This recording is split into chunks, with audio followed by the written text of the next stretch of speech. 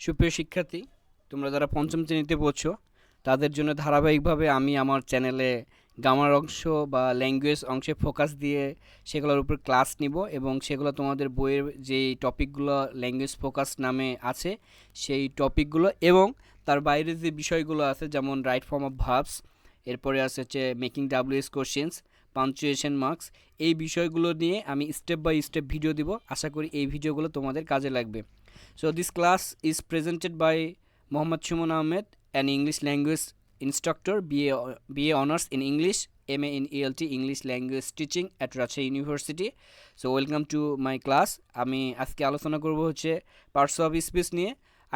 আমি জানি যে তোমরা ক্লাস 3-4 পার্টস অফ স্পিচ পড়ে আসছো, জাস্ট এটা একটা ইন্ট্রোডাকশন পার্ট। এটার আরও ডিটেলস আসবে, কারণ এখন থেকে তোমরা যদি অ্যাডভান্স আকারে না শিখো তাহলে 6-এ বা 7-এ গিয়ে তুমি অনেক ক্ষেত্রে আটকায় যাবে। আর দুইটা সাবজেক্ট হচ্ছে ভয়ের কারণ, সেটা হচ্ছে ইংলিশ আর একটা হচ্ছে ম্যাথ। সো আমি আমার সর্বোচ্চ চেষ্টা দিয়ে শেখানোর ট্রাই করব যাতে তোমরা হচ্ছে ইংলিশ বিষয়গুলো তোমাদের কাছে ইজি হয়ে যায়। তাহলে মানে এখন হচ্ছে আমি এটা একটা ইন্ট্রোডাকশন দিই যে পার্ট শব্দের অর্থ হলো অংশ, অফ হলো এর অর্থ হচ্ছে এর, এবং স্পেস শব্দের অর্থ হলো বাক্য। তাহলে অফ যেখানে থাকবে সেখানে হচ্ছে পরবর্তী যে ওয়ার্ডটা আছে সেই ওয়ার্ডটার অর্থ ধরে বাংলা করলে সেটার অর্থ চলে আসে, তাহলে বাক্য এর অংশ। তাহলে পার্ট শব্দের অর্থ অংশ, অফ শব্দের অর্থ এর, এবং স্পিচ শব্দের অর্থ হচ্ছে বাক্য বা বক্তব্য। তাহলে বক্তব্য বা বাক্যের অংশকে পার্টস অফ স্পিচ বলে। আমরা ডেফিনেশনটা নিয়ে নিই যে পার্টস অফ স্পিচ কাকে বলে। বাক্যে ব্যবহৃত প্রত্যেকটি অর্থবোধক শব্দকে এক একটি পার্টস অফ স্পিচ বলে। ওকে, তাহলে আমরা দেখি যে example, Rahim is a good. তাহলে একটা এক্সাম্পল নিয়ে নিই যে রহিম ইজ এ গুড বয়। এখানে এটা একটা sentence, Rahim is a good boy, এটা একটা পরিপূর্ণ সেন্টেন্স। এখানে রহিম একটা অংশ, ইজ একটা অংশ, এ একটা অংশ, গুড একটা অংশ, বয় একটা অংশ। এখানে রহিমটা হচ্ছে নাউন, ইজটা হচ্ছে বি ভার্ব, এটা হচ্ছে অ্যাডজেক্টিভ বা আর্টিকেল, গুডটা হচ্ছে অ্যাডজেক্টিভ এবং বয়টা হচ্ছে নাউন। এই এক একটি অংশকে পার্টস অফ স্পিচ বলে। আর একটা সেন্টেন্স এই 8টা পার্টস অফ স্পিচ দিয়েই গঠিত হয়। মনে রাখবা যে একটা সেন্টেন্স এই 8টা পার্টস অফ স্পিচ নিয়েই গঠিত হয়। তাহলে পরবর্তীতে আমরা যাই যে পার্টস অফ স্পিচ কত প্রকার। তোমরা অবশ্যই জানো যে পার্টস অফ স্পিচ হচ্ছে 8 প্রকার। সেই 8 প্রকারগুলোর নাম হচ্ছে, প্রথম হচ্ছে নাউন, নাউন শব্দের অর্থ হচ্ছে বিশেষ্য। পরবর্তী হচ্ছে প্রোনাউন, প্রোনাউন শব্দের অর্থ হচ্ছে সর্বনাম। তৃতীয়টা হচ্ছে অ্যাডজেক্টিভ, অ্যাডজেক্টিভ শব্দের অর্থ হচ্ছে বিশেষণ। নাউন বা প্রোনাউনের দোষগুণ বোঝালে সেটা হয় অ্যাডজেক্টিভ, যাকে বলা হয় বিশেষণ। ভার্ব ক্রিয়া, আমরা যে কাজগুলো করি তাকে বলা হয় ভার্ব বা ক্রিয়া। এরপর আছে অ্যাডভার্ব ক্রিয়া বিশেষণ। নাউন প্রোনাউন ব্যতীত অন্য পার্টস অফ স্পিচ যেমন অ্যাডজেক্টিভ ভার্বকে মডিফাই করে তাকে বলা হয় অ্যাডভার্ব। তারপরে আছে প্রিপোজিশন, এবং অ্যাডভার্ব নিজেকে মডিফাই করে। তারপর আছে প্রিপোজিশন, প্রিপোজিশন শব্দের অ্যাডভার্ব শব্দের অর্থটা বলতে মনে নাই। আচ্ছা যাই হোক, অ্যাডভার্ব শব্দের অর্থ হচ্ছে ক্রিয়া বিশেষণ। এবং প্রিপোজিশন শব্দটির অর্থ হচ্ছে পদান্বয়ী অব্যয়। আর কনজাংশন শব্দের অর্থ হচ্ছে সংযোজক অব্যয়। ইন্টারজেকশন শব্দটির অর্থ হচ্ছে আবেগসূচক অব্যয়। যাই হোক, এটা নিয়ে আমি বেসিক যে ডেফিনেশন এবং 2-1টা করে এক্সাম্পল দিব, বাট এটার আরও ডিটেলস ক্লাস আসবে, যে ডিটেলস ক্লাসগুলো বেসিকে পরিপূর্ণ থাকবে, যেগুলো তোমার জানা অবশ্যই দরকার। যদি তুমি ইংলিশ পড়তে ভালোবাসো বা ইংলিশ তোমাকে ভালো লাগে তাহলে অবশ্যই তুমি এই ভিডিওটা দেখবে বা এই ক্লাসটা মনোযোগ সহকারে শুনবা। তাহলে পরবর্তীতে যেটা আসছে সেটা হচ্ছে নাউন। নাউন শব্দের অর্থ আমি আগেই বলছি বিশেষ্য, যে শব্দ দিয়ে কোনো ব্যক্তি, বস্তু, স্থান, প্রাণী, পদার্থের বা গুণের নাম বোঝায় তাকে নাউন বলে। তাহলে কি বলা হলো, যে শব্দ দিয়ে কোনো ব্যক্তি হইতে পারে, বস্তু হইতে পারে, স্থান হইতে পারে, প্রাণী হইতে পারে বা পদার্থ বা গুণের নাম বোঝায় তাকে নাউন বলে। ইংলিশে বলা হয় noun is a naming, noun is naming word. ইংলিশে বলা হয় noun is a naming word. উদাহরণ হিসেবে দেখো, Rahim, Dhaka, watcher, pen, honesty, এগুলো সকল হচ্ছে নাম। রহিম একজন ব্যক্তির নাম, ঢাকা একটি স্থানের নাম, ওয়াচার একটা পদার্থর নাম, পেন একটি বস্তুর নাম এবং অনেস্টি একটি গুণের নাম। এখন বাক্যে প্রয়োগের ক্ষেত্রে দেখো, Dhaka is a big city. Dhaka এখানে সাবজেক্ট এবং আমরা জানি সাবজেক্ট হিসেবে নাউন বা প্রোনাউন বসে, তাহলে বি ভার্বের পূর্বে সাবজেক্ট হিসেবে ঢাকা এখানে নাউন এবং এ বিগ সিটি, সিটিও এখানে নাউন। এরপরে দেখো ঢাকা ও সিটি হলো নাউন। এরপরে হচ্ছে পরবর্তী দেখো প্রোনাউন কাকে বলে। নাউনের পুনরাবৃত্তি এড়াতে তার পরিবর্তে যে শব্দ ব্যবহার করা হয় তাকে প্রোনাউন বলা হয়। কারণ একটা সেন্টেন্সে বারবার যদি নাউন ব্যবহার করা হয় তাহলে শুনতে সেটা অকওয়ার্ড লাগে, তাই নাউনের পুনরাবৃত্তির রোধে তার পরিবর্তে প্রোনাউন ব্যবহার করা হয়। সো প্রোনাউনের একটা চার্ট আছে যেখানে সাবজেক্ট, অবজেক্ট, পজেসিভ প্রোনাউন, তারপরে ডাবল পজেসিভ, রিফ্লেক্সিভ এই বিষয় নিয়ে আলোচনা করা হবে। আই হোপ তোমরা ওই ভিডিওটিও দেখবে। ওই ভিডিওটি দেখলে তোমাদের মেকিং ডাব্লিউএস কোশ্চেন করতে সুবিধা হবে এবং হচ্ছে তোমার অন্যান্য বিষয় বুঝতে সুবিধা হবে। ওকে, তাহলে একটা উদাহরণ নেওয়া যায়, যেমন I, we, he, she, they, it, us.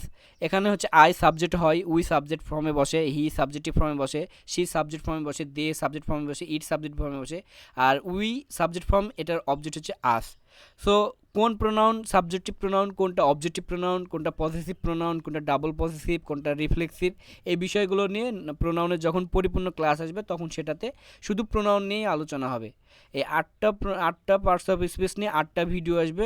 I hope তোমরা সেই ভিডিওগুলো এনজয় করবা এবং সেখান থেকে তোমরা অনেক কিছু শিখতে পারবা। এবার বাক্য প্রয়োগের ক্ষেত্রে Rupa is a student, she goes to school. এখানে রূপাকে, এখানে শি এর পরিবর্তে আমরা রূপা বসাইতে পারতাম যে Rupa is a student, Rupa goes to school, কিন্তু বারবার রূপা বলাতে কেমন অকওয়ার্ড শোনায়, তাই তার পরিবর্তে আমরা শি বসাইতে পারি, এটা শুনতে একটু ভালো দেখায়। এখানে শিটা হলো সাবজেক্টিভ প্রোনাউন। ওকে, এরপরে অ্যাডজেটিভ শব্দের অর্থ বিশেষণ। যে শব্দ দ্বারা নাউন বা প্রোনাউনের দোষ, গুণ, অবস্থা, সংখ্যা বা পরিমাপ বোঝায় তাকে অ্যাডজেটিভ বলে।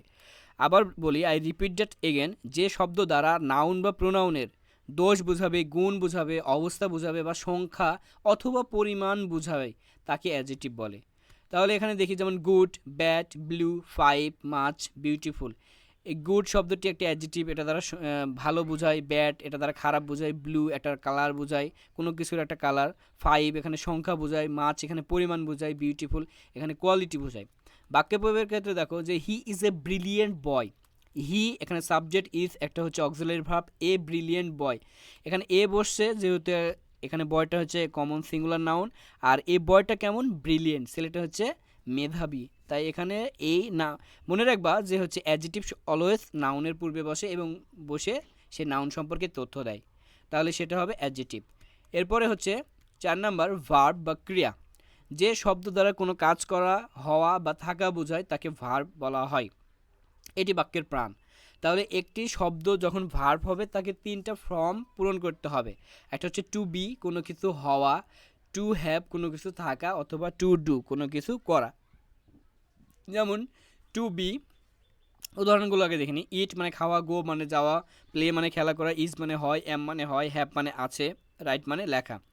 এখন এখানে বলা হয়, আমি তোমাদেরকে বলছি যে 3টা ফর্ম পূরণ করতে হবে। যেমন আই অ্যাম এ স্টুডেন্ট, তাহলে এখানে এম দ্বারা কোনো কাজ করা বোঝাচ্ছে না, এখানে আমার বর্ণনা দিচ্ছে যে আমি কি হই, ঠিক আছে। এখানে টু বি আমি কি, অথবা he is a doctor, A is দ্বারা কোনো কাজ করা বোঝাচ্ছে না, তাহলে এখানে হি ইজ আ ডক্টর, এই হি সম্পর্কে তথ্য দিচ্ছে যে সে কে বা সে হচ্ছে কি করে, ঠিক আছে। তাহলে এটাকে বলা হয় টু বি। আর হচ্ছে আই রাইট এ লেটার, আমি একটি চিঠি লিখি, তাহলে এই ক্ষেত্রে রাইট দ্বারা কাজ করা বোঝাচ্ছে, তাই হচ্ছে টু ডু। এবং বলা হলো আই হ্যাভ এ কাউ, আমার একটি গরু আছে, অথবা আই হ্যাভ এ পেন, আমার একটি কলম আছে, এটা হচ্ছে টু হ্যাভ কোনো কিছু থাকা। চিন্তার কোনো কারণ নেই, এটা বলে দিলাম, কিন্তু এটা ভার্ব সেকশনে যখন আমি ক্লাস নিব তখন এটা ডিটেলস লেখা থাকবে এবং আমি প্রতিটা ক্লাসে ভার্ব হোক, অ্যাডজেক্টিভ হোক, নাউন হোক, প্রোনাউন হোক, কনজাংশন হোক, প্রিপোজিশন হোক, সবগুলোরই আলাদা আলাদা শিট তৈরি করব এবং সেই শিট তোমরা যদি চাও তাহলে আমি কমেন্ট সেকশনে শিটটা জুড়ে দিব, তোমরা সেটা ডাউনলোড করে প্রিন্ট করে নিতে পারো এবং তোমাদের পড়াতে সুবিধা হবে। খুব ইজি ওয়েতে আমি চেষ্টা করব তোমাদেরকে শেখাতে। ওকে, এটার বাক্য প্রয়োগটা দেখলি, দে আর প্লেয়িং ফুটবল, এখানে আর প্লেয়িং হলো ভার্ব, যেহেতু এটা একটা কন্টিনিউয়াস টেন্স, প্রেজেন্ট কন্টিনিউয়াস, তাই এখানে আর এর পরে ভার্ব আসে, সেটার সাথে আইএনজি হয়েছে, আর প্লেয়িং, এখানে আরও একটা বি ভার্ব এবং হচ্ছে প্লেয়িং হচ্ছে মূল ভার্ব। ওকে, এরপরে 5 নাম্বার হচ্ছে অ্যাডভার্ব, ক্রিয়া বিশেষণ। ওকে, যে শব্দ ভার্ব, অ্যাডজেক্টিভ অথবা অন্য একটি অ্যাডভার্বকে বিশেষায়িত করে, অর্থাৎ কাজটি কিভাবে, কোথায়, কখন হচ্ছে বোঝায়, তাকে অ্যাডভার্ব বলা হয়।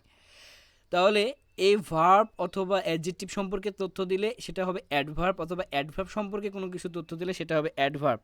কিন্তু নাউন প্রোনাউন সম্পর্কে তথ্য দিলে সেটা হবে অ্যাডজেক্টিভ, এটা মনে রাখতে হবে।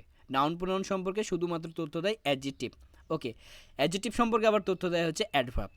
তাহলে অ্যাডভার্বগুলো কেমন, যেমন slowly, quickly, very, yesterday, well, এই সবগুলো হচ্ছে অ্যাডভার্ব। ওকে, অ্যাডভার্ব কত প্রকার, কী কী এবং তাদের ব্যবহার, এবং adverb of manner, adverb of time, adverb of place, এই বিষয় নিয়েও আলোচনা হবে।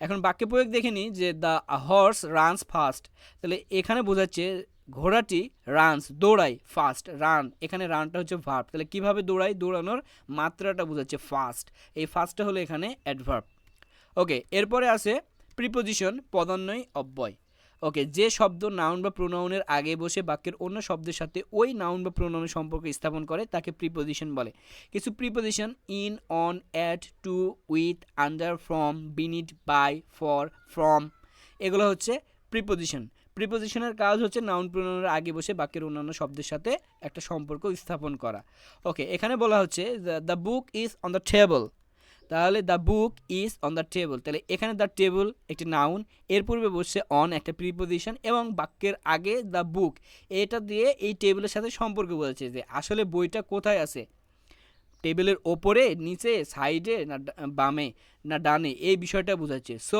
এটা হচ্ছে একটা প্রিপোজিশন যেটা বোঝাচ্ছে যে টেবিলের ওপরে বইটা আছে ওকে এরপরে হচ্ছে কনজাংশন সংযোজক অব্যয় যেটা যে শব্দ অথবা দুটি বাক্যকে যুক্ত করে তাকে কনজাংশন বলে তাহলে যে দুটি শব্দ অথবা দুটি বাক্যকে যুক্ত করে তাকে কনজাংশন বলা হয় আমরা সিম্পল কমপ্লেক্স কম্পাউন্ড যখন সেন্টেন্স নিয়ে আলোচনা হবে তখন ওখানে সাবঅর্ডিনেট কনজাংশন কোঅর্ডিনেট কনজাংশন নিয়ে আলোচনা হবে সেখানে দেখা যাবে যে একটা সিম্পল সেন্টেন্সে যখন কমপ্লেক্স সেন্টেন্সে রূপান্তরিত করা হয় তখন সেটা সাবঅর্ডিনেট কনজাংশন কীভাবে একটা প্রিন্সিপাল ক্লজের সাথে একটা ডিপেন্ডেন্ট ক্লজ যুক্ত করা হয় এবং কম্পাউন্ড সেন্টেন্সে কীভাবে দুইটা প্রিন্সিপাল ক্লজকে কোঅর্ডিনেট কনজাংশন দ্বারা যুক্ত করা হয় ওকে তাহলে কিছু উদাহরণ নেওয়া হয় অ্যান্ড বাট অর বিকজ দো অলদো ইফ এগুলো হচ্ছে কনজাংশন বাক্যে প্রয়োগের ক্ষেত্রে রহিম অ্যান্ড করিম আর ব্রাদার্স এখানে রহিম এবং করিম এই সাবজেক্টটা হচ্ছে প্লুরাল সাবজেক্ট এবং এই রহিম এবং করিম সমজাতীয়